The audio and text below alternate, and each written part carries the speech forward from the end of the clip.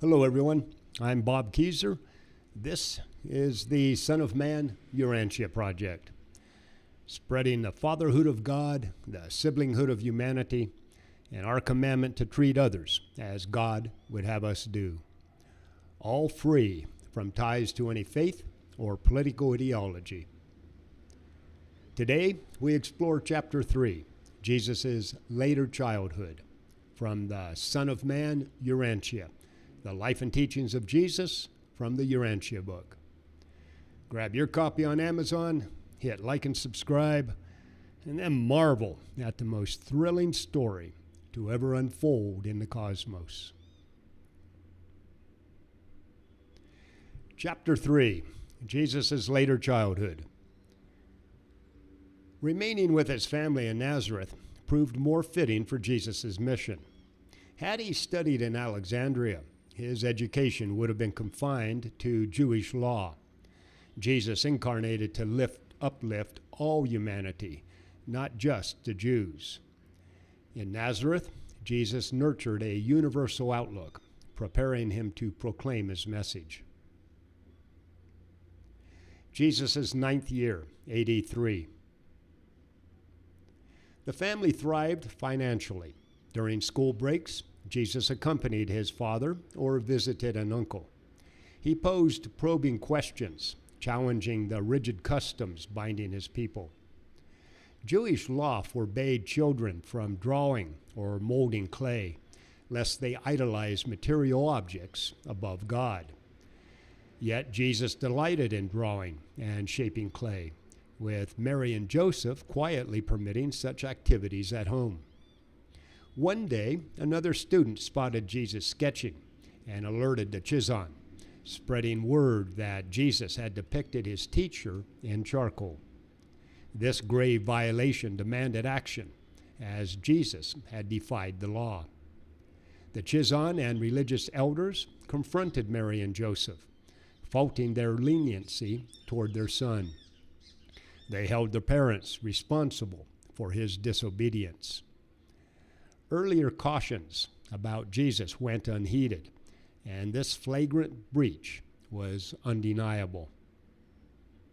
While the rabbis scolded Mary and Joseph inside, Jesus eavesdropped outside. Indignant, he questioned why his parents bore blame for his actions. Deeming this unjust, he entered the room. All were startled. Children never argued with parents, much less other adults. Jesus held firm and remained composed. He deemed the law flawed, yet respected its authority, admitting his fault. To atone, Jesus vowed to honor his parents and cease drawing. This satisfied the rabbis, and they departed. Though Jesus treasured his hobbies, he honored his vow thereafter. On September 13th, Jesus' second sister, Martha, was born. The family needed more space in the house, so Joseph built an addition. This room functioned as a workshop by day and a bedroom by night. Joseph crafted a modest workbench for Jesus, where he honed his carpentry skills throughout his life. A cold spell hit Palestine that winter, and for the first time, Jesus saw ice. Water's transformation into ice and steam fascinated Jesus, sparking wonder in his youthful mind. Jesus grew robust and vigorous. In May, when the season arrived, he learned to harvest grain. His thought adjuster gradually attuned his mind, fostering Jesus' growing awareness of his divine purpose. On July 5th, during a countryside walk, Jesus confided his thoughts to Joseph, and the next day to his mother. Yet Mary and Joseph remained silent, not revealing what they knew. Jesus played well with most other children, but he found it hard to talk with them. He gravitated toward adult companionship.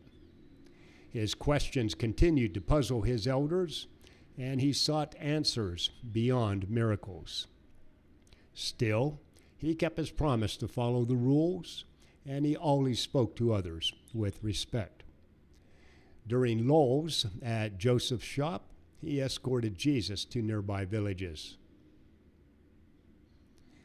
The 10th year, AD 4. Jesus' inquiries sowed unease across Nazareth. His quest for truth challenged Mary and Joseph. Aware of their son's divine calling, they refrained from curbing his curiosity. Enrolled in the advanced class, Jesus amused the Chizon with his boldness. Jesus' friends at school saw nothing unusual in his curiosity, but were puzzled over his reluctance to defend himself. Though among the tallest and strongest, he never retaliated. Fortunately, Jesus did not have to worry too much about the other children. His loyal friend, Jacob, the stonemason's son, defended Jesus on multiple occasions. Jesus continued fishing with his uncle on the Sea of Galilee, soon becoming an expert fisherman. He embraced his role as eldest son, esteemed by most neighbors. Jesus' innate leadership and teaching gifts shone when with other children. Joseph instructed him in earning income, managing finances, and diverse livelihoods. The 11th year, AD 5. On June 24th, Mary bore her 7th child, Jude. The challenging delivery kept Joseph by her side. Jesus managed errands, tended to his mother and younger siblings, and assumed adult duties early. One night a week, the Chizon instructed him in the scriptures. In May, Joseph brought Jesus on a business journey to Scythopolis, formerly Beth Shean, a Jewish city. Scythopolis now stood as the region's premier Greek city. Its Gentile residents, deemed unclean by Jews, revered foreign gods.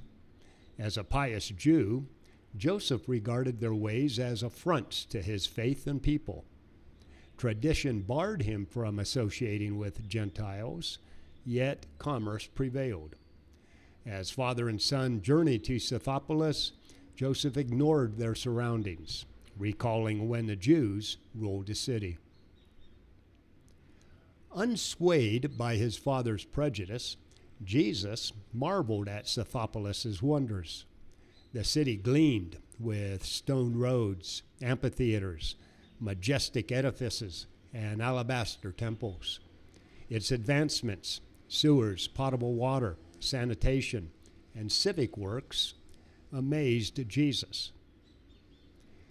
As Jesus and Joseph entered the city, its athletic games commenced, with contestants parading in minimal attire, poised for competition. The crowds were festive, the people reveling in the pageant.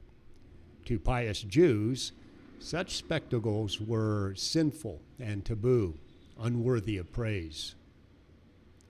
Undeterred by his father's disapproval, Jesus persuaded Joseph to attend the contests. Enthralled, Jesus envisioned similar contests in Nazareth, inspired by the prospect of him and his friends competing. Joseph, horrified by Jesus' ideas, denounced the games and Gentiles as corrupt. Yet Jesus, undeterred, pressed his case with Joseph. When he proposed an arena and gymnasium in Nazareth, Joseph's restraint shattered, sparking his anger. Seizing Jesus' shoulders, he shook him and forbade further such notions. Stunned, Jesus recoiled. Joseph had never disciplined him physically. Out of deference to his father, Jesus relented, never again speaking of such plans while Joseph lived. The 12th year, AD 6. At home, Jesus worked more in the carpenter shop. Though custom dictated that Joseph oversee Jesus' earnings, he allowed him to manage his own affairs. Jesus kept this arrangement discreet, learning to temper what he told others. His mind matured swiftly, his personality harmonizing human and divine traits. Yet Jesus grappled with his dual nature as universe creator and mortal. Amid this, he honed tact and compassion, deepening his understanding of humanity. Mary and Joseph merit deep respect for nurturing the Son of God and Son of Man, a formidable task. Joseph grasped Jesus' mission more clearly, whereas Mary grew ever more puzzled. Neither envisioned their son as the creator. Jesus grew adept at discerning deception. He readily identified hypocrites and boldly challenged them. Jewish custom required affixing parchment to door frames and praying for God's protection. Jesus deemed this inconsistent. If children were barred from drawing to avoid idolatry, why did adults venerate parchment? Jesus prevailed at home, leading Joseph to remove the parchment. Nazareth, Palestine's most progressive town, boasted lenient rabbis, enabling Jesus to test Jewish constraints. This liberty nurtured his growth. Jesus balanced duties to God and his parents. He strove to honor both, despite occasional conflicts. Each day, he grew in wisdom. His 13th year, AD 7. At 13, Jesus entered puberty, his voice deepening, hormones stirring, and body maturing. On January 9th, his brother Amos arrived. Assured of his mission, Jesus resolved to reveal God's truth through his life's example. He began envisioning his path forward. On March 20th, Jesus completed his schooling. This milestone marked his recognition as an adult versed in Jewish law and tradition. Excelling in his studies, Jesus faced the Chizon's urging to pursue further learning in Jerusalem.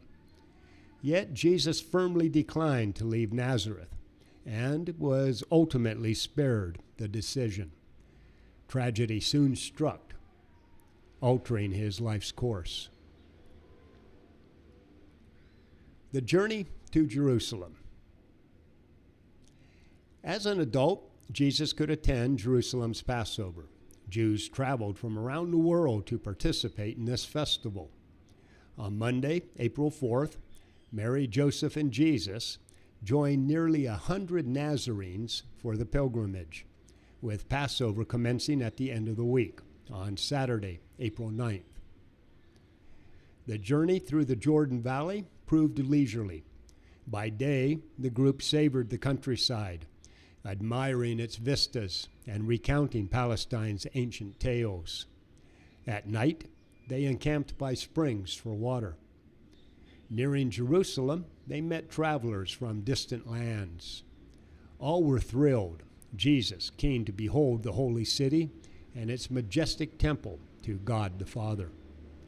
On the way, they rested in Bethany, befriending Simon and his children, Mary, Martha, and Lazarus, near Jesus' age. The family swiftly formed a bond. Upon reaching the Mount of Olives, Jesus first looked upon Jerusalem from its ridge, a scene he would revisit often. He gazed upon the Jewish temple and lavish palaces, exalting their owner's grandeur. In that instant, Jesus experienced his greatest human elation. Yet, soon, he would return here, weeping for his people before their sacred city. The group arrived in Jerusalem on Thursday evening. Mary, Joseph, and Jesus lodged with kin until Passover. Over the first days, Joseph guided Jesus through the city, pointing out the university he hoped he would attend, though Jesus had dismissed that notion. Passover, a bloody religious ceremony, entails the slaughter of hundreds of animals to honor God. Repelled, Jesus asked Joseph why God would desire innocent animals killed for his sake. Taken aback, Joseph cited Jewish law's mandate. Clearly, Jesus was unconvinced. On the eve of Passover, Jesus grieved for his people, cherishing them, yet pitying their misguided rites. Jesus understood God desired no such slaughter. It was a primitive practice, unfit for worship. That night, an angel appeared in his dreams, urging him to pursue his Father's will. Nebadon observed, rapt, as this profound miracle transpired. Okay, folks, that was chapter 3, Jesus' later childhood. Up next is chapter 4, Jesus at Jerusalem, from the Son of Man, Urantia, the Life and Teachings of Jesus from the Urantia book. Grab your copy on Amazon, hit that like and subscribe, and then let's get out there and live Jesus' message of love, mercy, and forgiveness. Bobby Keyser, out here.